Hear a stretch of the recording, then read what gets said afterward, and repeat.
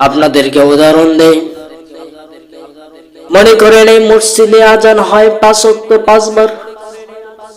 মসজিদ আপনাকে 5 ওয়াক্ত 5 বার ডাকে, আপনি তো 1 ওয়াক্তও তো সাড়া দেন না।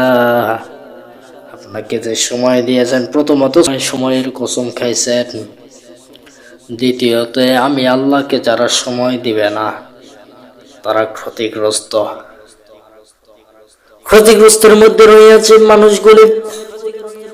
নিশ্চয় মানুষ ক্ষতিগ্রস্তের মধ্যে রয়েছে।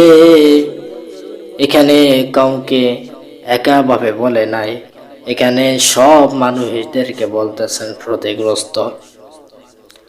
মানুষগুলি নিজের কাজে সময় দিচ্ছে, নিজের দিকে সময় দিচ্ছে, নিজের কাজে সময় দিচ্ছে, নিজের বেলায় নিজের কাজে কোনো অবহেলা নাই।